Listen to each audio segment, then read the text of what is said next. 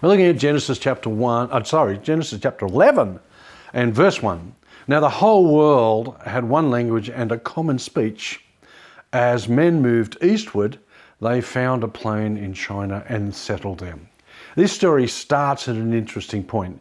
Something I learnt this week was that moving east was a symbolic statement about moving away from God's place for us. That's interesting, isn't it? The first scene here opens with a movement eastward or away from God to the plain in China.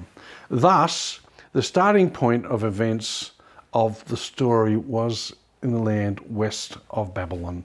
Both men and women and Cain and everybody had moved eastward after being cast out of the presence of God. We could look back at that a while ago. When Lot divided from Abraham, he moved towards the east. Just get the principle there. When a man goes east, he was leaving the land of blessing, or Eden in the promised land, and he goes to a land where his hopes will turn to ruin. It's an interesting concept, isn't it? This was pretty amazing image.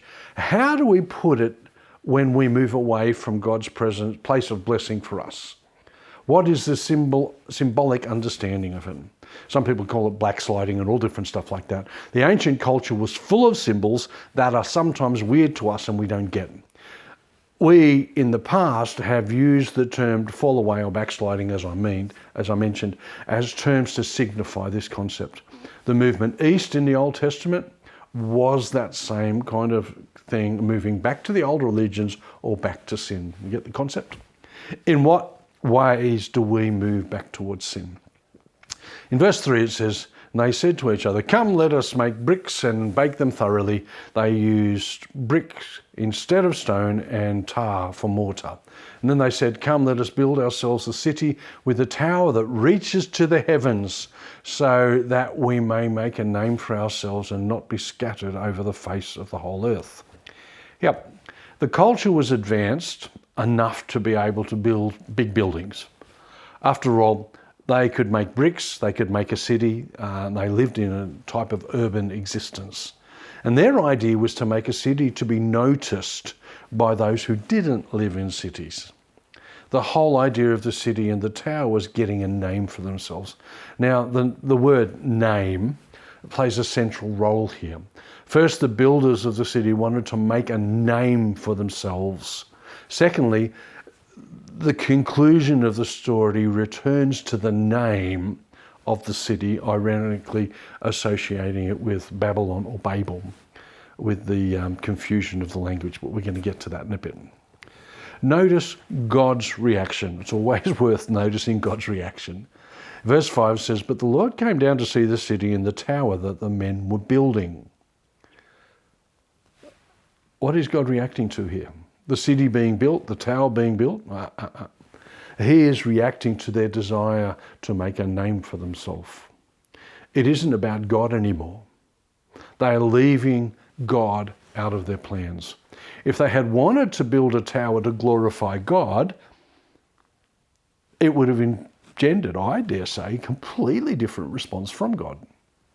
One thing about our existence that comes through the book of Genesis is that we exist because of God. We exist for His good pleasure.